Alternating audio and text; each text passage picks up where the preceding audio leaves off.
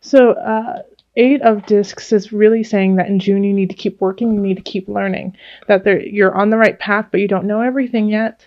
And well, do you ever know everything? No. But this is saying like it's the Apprentice card. Keep learning, and I feel like the King of Cups was facilitating that knowledge for you, that knowledge base that you are cultivating. So keep that up. Don't let up. Keep learning. Nine of Swords reversed. This is in relationship. Ace of Swords, and then the Unconscious, which is also the Hanged Man reversed. All right. So the Nine of Cups can be in reverse, though. It's almost a self-indulgent feeling of the woe is me. Nine of Swords upright often is feeling really stressed out, feeling really confused, sleepless nights, just toiling over in your head, is it toiling? Toiling over in your head, what to do, what to do, what to do. But when it's in reverse, it's almost like you've taken it too far now. You've taken it too far and it's not helpful. I mean, anxiety is never helpful anyways, but now it's just being kind of self-indulgent when there are actually choices that you can make, Taurus. And the reason why I say that is there's an Ace of Swords that's in the upright. So there's a chance to move forward when it comes to relationship. But the other problem that I'm really seeing here is the Unconscious reversed. So instead of delving into self, delving into the answers within, you're looking outside for the answers. You're looking to other people for the answers. And this has to do with relationship, remember? So this can be romantic, this can be family, this can be friends. But instead of saying, what do I need? Who do I need in my life? You're looking outside and you're looking at different people's relationships and different people's opinions, and you're taking those more seriously than you are yourself. Now remember, those outside opinions are filtered through their own personal lens and through their own personal needs and wants. So it's as loving and kind as they can be, it's not always in your best interest. What's in your best interest is to make decisions based on your soul calling and on the integrity of spirit within you. And the only way you can do that is instead of like this in reverse, it's not blocking people out, you're blocking yourself out. And you're not listening to you. It's like you're sick of hearing yourself in a way, or you're afraid to hear yourself. Because sometimes the truth of who you are is terrifying. But that's what's going to lead you to a healthy new beginning and a way to conduct yourself in relationship with others that is truthful, and you'll be able to speak and communicate that truth.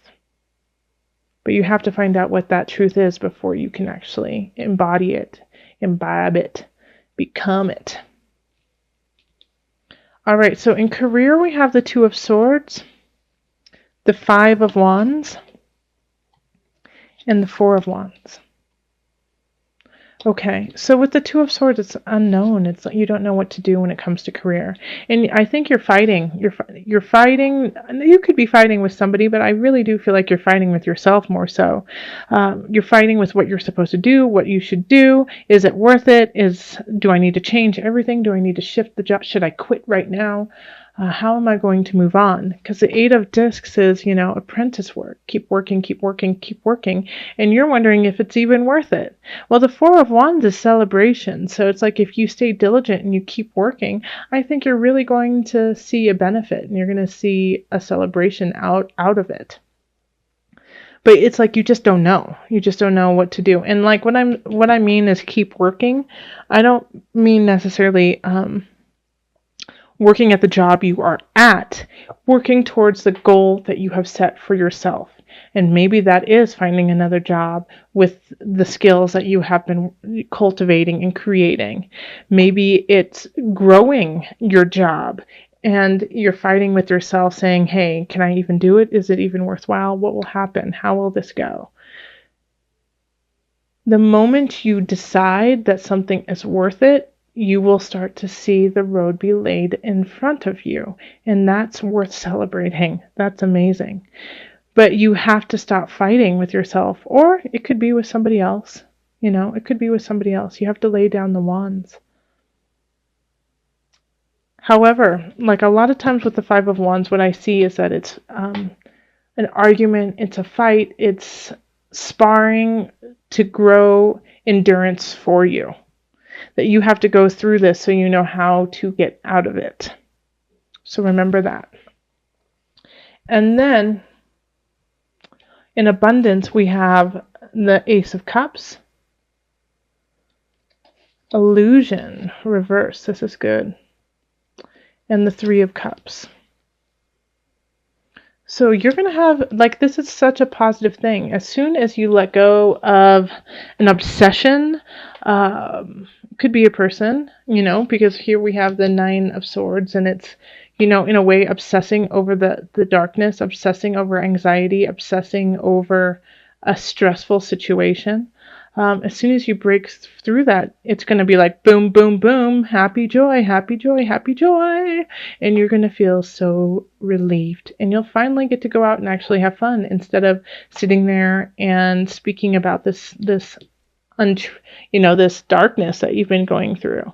And remember, like with this Nine of Swords reverse, it's in a relationship. So it's either your actions within a relationship. It could, like, I really feel that for some Taurus, a lot of you guys, actually, it's like you're like, I should have done something so much differently than I did. And I regret what I have done. And I obviously shouldn't listen to myself. So that's why I'm listening to other people. Right? As soon as you let that go and you realize that everyone makes mistakes and I've grown from it and now I'm stronger and I'm better and I am ready to love, you know, you have a new emotional beginning and you get to go have fun with your friends and probably meet somebody there to tell you the truth. You know, this is a new beginning. This is a new relationship. So, but you have to break free of the illusion. And I really do feel like you're going to, because it's in reverse. So it's letting that go. So good job. Good job, Taurus. And then in the mind, body, soul. Before I go on to this is in abundance. You know, so this is going to create a lot of love and happiness and fertility in your life in many different ways. It could be that it's, you know, this partner or this person who's coming in after you let go of your self-doubt and your almost like self-deprecation, could lead you to a more wealthy life in so many different forms. Okay, so mind, body, soul. We have the Knight of Wands. We have the Three of Wands. And then we have the Eight of Cups. Okay? Knight of Wands. I like that energy. And it's coming in fast. It's coming in furious. Knight of Wands wants to see you succeed. Might have a quick way to gain knowledge in this field that you have been working in and on. And, you know, I feel like, you know, this Knight of Wands is like, let's learn this, let's do this, come on, keep going, because they can see the future for you more so than you can.